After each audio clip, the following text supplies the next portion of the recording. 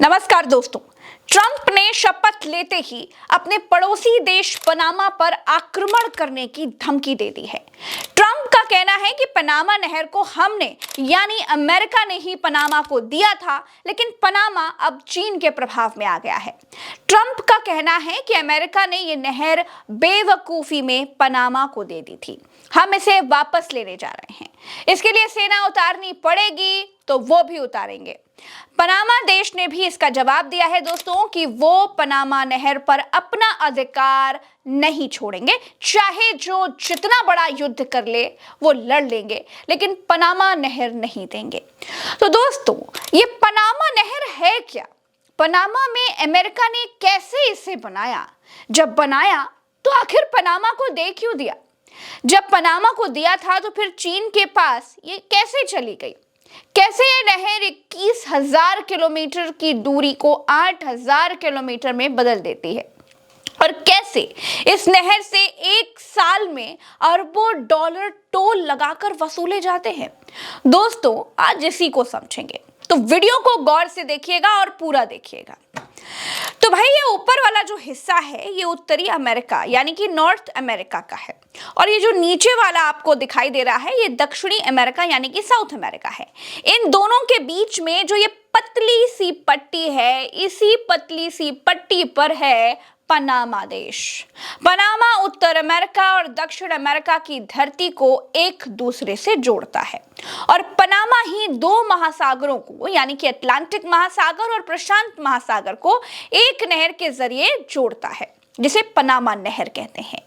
ये नहर करीब 26 मीटर गहरी है, 82 किलोमीटर लंबी है। इस नहर से हर रोज 14,000 जहाज गुजरते हैं। इस नहर से 270 अरब डॉलर का व्यापार होता है और 1 अरब डॉलर का टोल टैक्स पनामा को मिलता है। एक जहाज को पनामा नहर से जाने देने के लिए 80,000 डॉलर का टोल टैक्स लिया जाता है। 14,000 जहाजों को 80,000 से गुणा कर लीजिए तो देखिए कितना आएगा। ये इस नहर की एक दिन की कमाई है दोस्तों। इस नहर को बनाने से पहले जब अमेरिका के एक जहाज को न्यूयॉर्क से अपने ही दूसरे राज्य सैन फ्रांसिस्को जाना होता था तो जहाज को लगभग 21,000 किलोमीटर का दक्षिण अमेरिका का चक्कर लगाना होता था। एक तरफ से घूमकर जहाज दूसरी तरफ पहुंचता था। जहाज महीनों रास्तों में ही रहता था।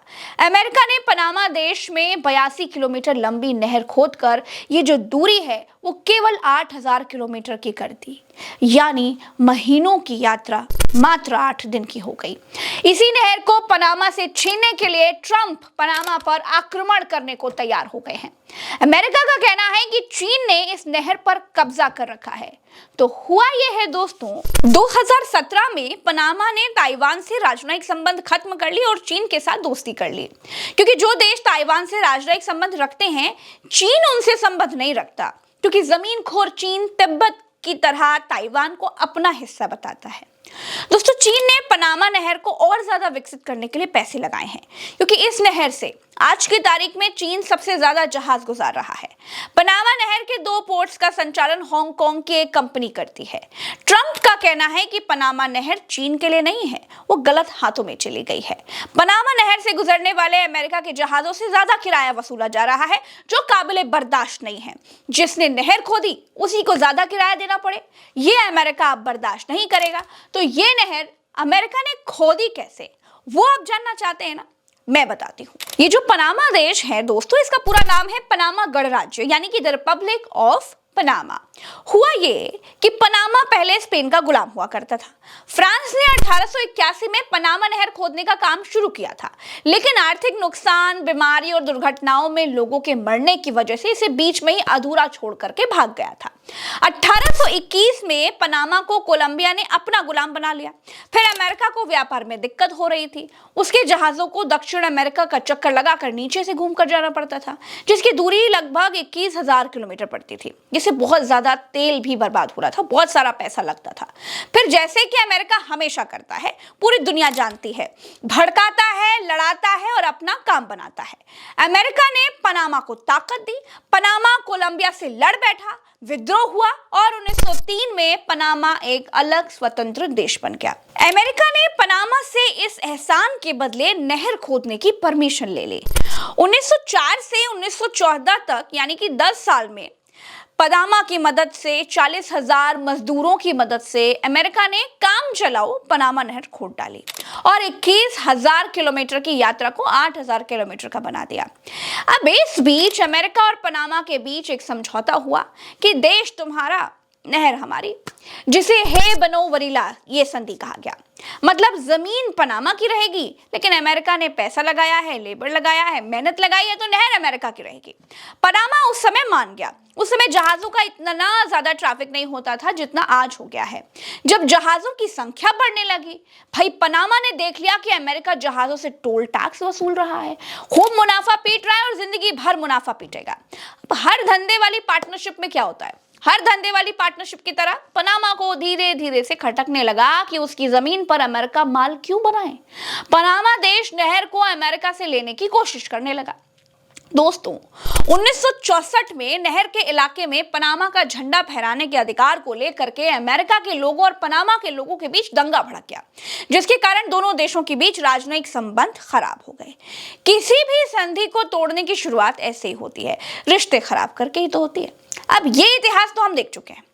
पनामा का कहना था कि अमेरिका ने संधि में वैलिडिटी नहीं लिखी थी, यानी कि कब तक अमेरिका का कब्जा नहर पर रहेगा ये तो अमेरिका ने बताया नहीं, इसीलिए अब नहर पनामा को सौंप दी जाए। 1976 में अमेरिका में चुनाव हुए। राष्ट्रपति पद के लिए डेमोक्रेटिक उम्मीदवार जिमी कार्टर ने कसम खाई कि वो भविष्य में कभी भी पनामा नहर क्षेत्र का व्यावहारिक नियंत्रण नहीं छोड़ेंगे।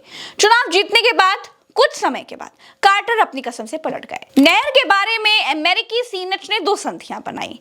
पहली संधि थी तटस्थता संधि, जिसमें कहा गया कि अमेरिका अपनी सेना का उपयोग पनामा नहर की सुरक्षा के लिए किसी भी खतरे से बचाने के लिए कर सकता है। और जो दूसरी संधि थी, जिसे पनामा नहर संधि कहा गया, इसमें यह कहा गया कि 31 दिसंबर 1999 को यह नहर पनामा वासियों को सौंप दी जाएगी। दिसंबर 1989 में राष्ट्रपति जॉर्ज H.W. बुश ने पनामा के नेता मैनुअल नोरिगा को सत्ता से हटाने के लिए पनामा पर आक्रमण का आदेश दे दिया। हालांकि 1999 तक संबंध शांतिपूर्ण हो गए।